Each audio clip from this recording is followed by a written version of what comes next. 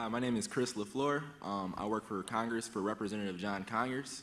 A couple days ago, I read about you talking about artificial intelligence and the dangers of it, and how as a businessman, you are totally against regulation and stuff like that. But as a human being, you think it's critical that we get ahead of this issue. Yeah. Can you please elaborate on like why?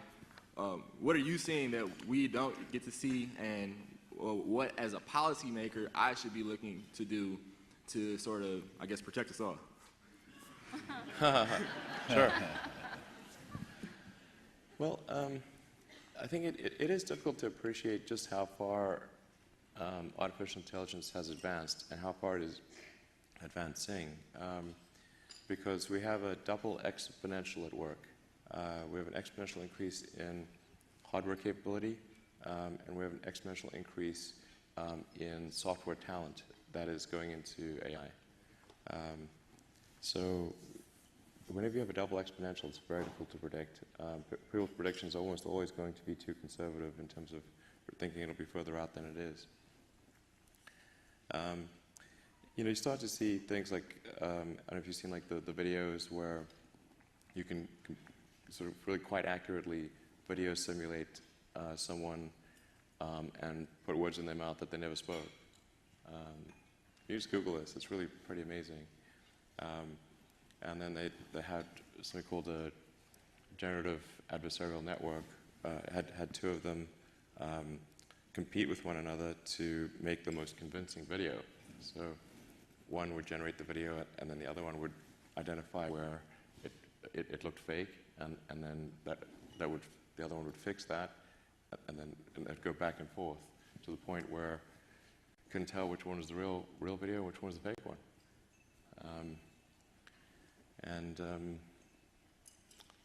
Obviously there have been some very public things like the defeat of AlphaGo, or defeat of Go by AlphaGo, the world's best Go champion. People thought defeating Go was either never or 20 years away. That was the world's best Go player was defeated. And now that same AlphaGo system can defeat the top 50 players simultaneously with 0% of chance of them winning. Yeah. And that's 1 year later. So the degrees of freedom to which artificial intelligence is able to apply itself are really increasing, I think, by 10 orders of magnitude a year. That's really crazy. So I think, and we're starting, and this is on hardware that is really not well suited for neural nets. Like a GPU is maybe an order of magnitude better than a CPU, but a chip that is designed optimally for neural nets is an order of magnitude better than a GPU. And there are a whole bunch of neural net optimized chips coming out either late this year or next year. So I think we should. I think the part of the role of government is to make sure the public is safe, like to take care of public safety issues. And I think the right move is to establish some government regulatory agency, which at first is just there to gain insight. So it's not about like shooting from the hip and just putting in rules before anyone knows anything. But you've got to set up the agency. It's got to gain insight. Once that insight is gained, then start applying rules and regulations. We have that for for aircraft, for the FAA. We've got that for cars. We've got that for drugs, for food. And I don't think anyone wants the FAA to go away, or the FDA to go away, or any of those regulatory agencies. I think we just need to make sure people do not cut corners on AI safety. It's going to be a real big deal, and it's going to come on like a tidal wave. So. Hi, Elon. My name is Elia Overby. I'm a PhD student studying genomics. We've all together made a lot of technological progress on space systems. My question isn't about the technology, it's about the biology. What are the principal biological concerns you have about human health on long-duration missions, such as a mission to Mars? And Have you identified any solutions to these problems? Well, I would say going to Mars is not for the faint of heart. And it's risky, dangerous, uncomfortable, and you might die. Now, do you want to go? Yeah. You know, and for a lot of people, the answer is going to be hell no, and for some, it's going to be hell yes. But it will, you know, there will be issues. I don't think it's like it's going to be a case of like you get irradiated to death along the way. I don't think that's the case at all. You know, the radiation level is sort of roughly, you know, in a worst case scenario, really kind of about equivalent to smoking on the way there. Now, smoking is pretty bad. But I think with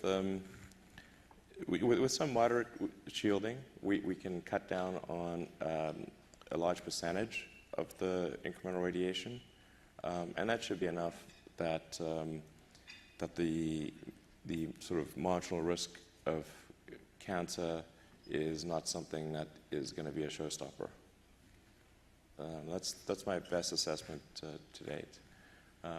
Certainly learning a lot about solar winds and you know, fast particles and whatnot. And you know, one of the things I learned recently that I didn't quite understand is that I always thought of the particles from the sun, the sort of solar wind, as going kind of straight up from the sun, but they follow the magnetic field lines. So you actually can get the particles coming at you from the side, even though, you know, kind of at a direction orthogonal to the sun. So you do need some amount of protection, at least on kind of four or five sides. Anyway, but I don't think it's not a showstopper, but it's definitely, you know, if safety is your top goal, I wouldn't go to Mars. Yeah. You know, there's a bunch of work going on ISS right now to understand the risk to the humans for long duration. Yeah. Certainly, we're in the Van Allen belt, so the radiation environment's different. Yeah. But and all part of it is understanding what happens to the humans the longer you stay. So Sure. So far, we've had humans stay a little bit longer than a year, and that's it. So Yeah. in the history of the species, we've had someone off the planet for a little more than a year, and we're talking 3 years to go to Mars. Well, you know, I think you can get the Perhaps shorter, but it's in the years. You know, it's so. think you There's get there 3 months. potential for things out there that we haven't found yet. Yeah. And so we'll learn more as we go along. Hopefully, learn more before ISS is done. Yeah, it's interesting that actually you know, Mars is only in the same sort of rough quadrant of Earth, roughly 6 months every 2 years.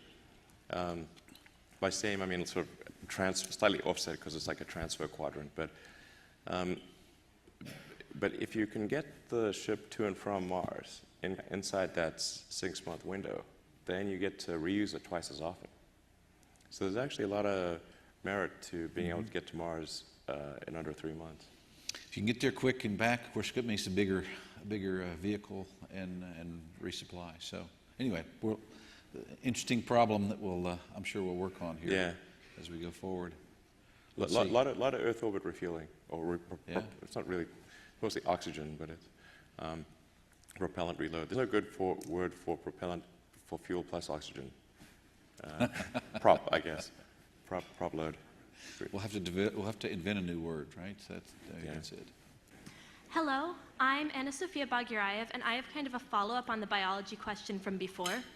It is one thing to say, obviously, it's not going to be a safe experience to go to Mars, but there are some technologies essential, especially if we're looking to putting humans there permanently, that are going to have to be developed with biological capabilities. Speaking of like flight suits, habitats, eventual artificial biospheres for people to live in.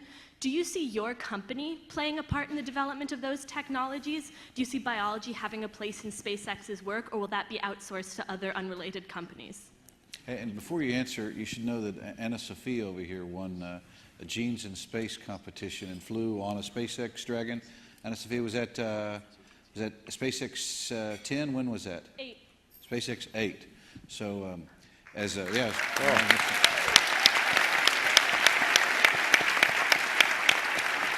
And a very smart young lady. In fact, I think she's smarter than me in high school than I am now. So anyway, so good luck with your answer. Sure. Biology obviously has a significant role to play in any kind of permanent Mars base or city. I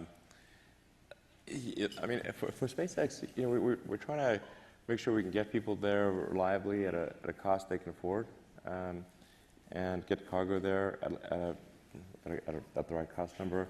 You know, because there's kind of a threshold cost per ticket or cost per ton to the surface of Mars, below which a self-sustaining city can develop and above which it cannot. That sort of critical sort of economic and technical threshold is what we're focused on at SpaceX. I think we'll probably also have to do a fair bit of work on propellant depot, basically a propellant plant on Mars. But then our intent is to, you know, we don't want to get in the way of what others are doing. Like, we want to make sure that, let's say if somebody makes an investment and wants to do something on Mars, create a business or do some scientific endeavor, that SpaceX does not compete with them, you know, because they need to feel like, okay, we're not going to just go in and compete with them arbitrarily. We want to make sure that they feel it's going to be a fruitful environment to be, you know, to go there and do something special. So our focus is going to be on transport, kind of fundamental utilities, survivability, and you know, we'll do more if we need to do more, but we want to make sure that lots of people can go and do all sorts of things on Mars or the Moon, and not feel like SpaceX is going to do anything but try to help them. We don't want to interfere or compete. You know, they're going to feel like the opportunity is there. Hi, Alan. My name is Prafula Chandra. I'm a regenerative medicine scientist from Wake Forest University. My question is regarding your company Neuralink that makes brain-machine interfaces. So what do you think this technology, how is it useful for humans when they go into low Earth orbits or even deep space explorations? And do you have any plans in that direction? Well, the reason I wanted to create Neuralink was primarily as an offset to the existential risk associated with artificial intelligence. I think human intelligence will we'll not be able to beat AI. So then, if, you know, as the saying goes, if you can't beat him, join him, kind of thing. So I think having basically finding a way to link, human will en masse to the outcome of AI. Having AI be an extension of individual human will, that's really the point of Neuralink. Now, along the way, I think there'll be a lot of good that's achieved in addressing any brain damage that's, you know, as a result of a stroke or a lesion or something congenital, or just, you know, loss of memory when you get old, that kind of thing. You know, that'll happen well before it becomes a sort of brain AI symbiote situation. So we plan. You'll see it coming. It won't happen all of a sudden. But yeah, I do think it increases the long-term relevance of human exploration. I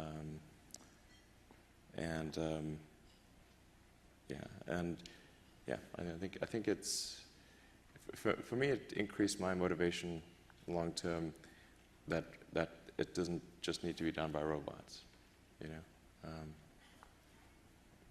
Yeah. I don't know if that answers your question, but does that answer your question? Oh, yes. Okay.